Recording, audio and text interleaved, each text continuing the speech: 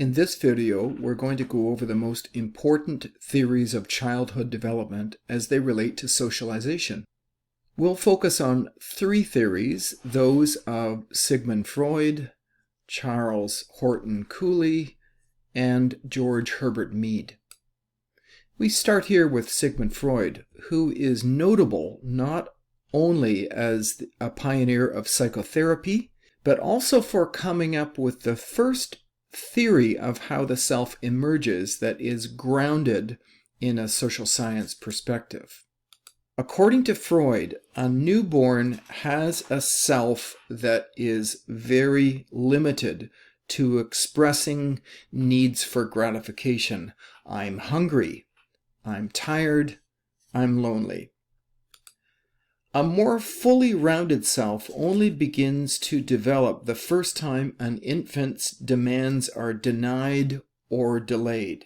According to Freud, it's at those points that we start to gain awareness that our needs aren't the same as others. Sometimes he calls this the reality principle. The process Freud is describing is one through which we very gradually develop an awareness of cultural standards. And through that, we eventually learn to strike a balance between our own needs and what we understand as appropriate. Now we'll examine the ideas of Charles Horton Cooley, sometimes referred to as the looking glass self. Now, looking glass is an old-fashioned term for mirror.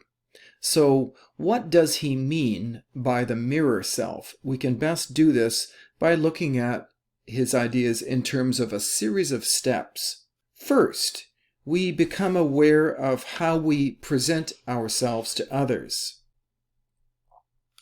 We also come to imagine how they evaluate us. We use what we learn from these interactions to develop a self-concept. In other words, the self is a product of interaction with others. If you think about it, our feelings about who we are depend largely on how we see ourselves evaluated by others. The last part here is that since the self is based on imagining how you are viewed, there is at least potential for incorrectly perceiving how others view you, resulting in a skewed self-concept. There's lots of ramifications for that in terms of different forms of mental illness. Finally, we come to the work of George Herbert Mead. Very similar to Sigmund Freud, Mead argues that at birth, the self is quite incomplete. He calls this self subjective and impulsive, or I. By subjective and impulsive, he means that this early sense of self doesn't know anything but its own urgent needs. Where the self begins to develop is by way of social interaction. That's how we come to see ourselves as a me in the eyes of others. In other words, what we're looking at here in the shift from I to me is a growing sense of culturally appropriate standards. Mead breaks down this process as 4 stages in terms of social roles. The first thing children do is to imitate significant others, such as a boy pretending to shave just as his father does. The second stage is role-playing by pretending to be someone else. In the third stage, children develop the capacity to play a role while simultaneously internalizing the roles of others. Think of children playing baseball. The batter is playing his or her role, but is also aware of what the pitcher's intentions are, as well as the player at second base and other players as well. In Mead's fourth and final stage, children learn to take the role of what he calls the generalized other. What we mean by that is an internalized knowledge of cultural standards and how others use those standards to evaluate us. Now, over the last few minutes, you've been aware of several similarities between Freud, Cooley, and Mead. Let's pull those out along with any critical differences.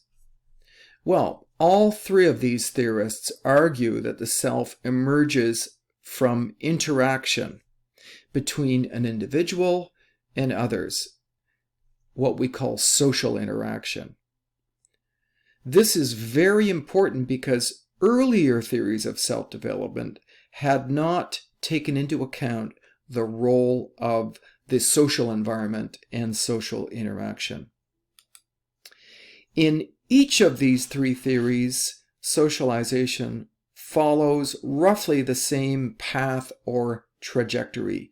We are born with a self that knows no limits, which is gradually reined in by social reality. In fact, the only substantive difference here is that both Cooley and Mead argue that the development of the self follows from a capacity for adaptation to social interaction, while Freud instead insists that it is that first denial of an infant's needs that puts the process in gear.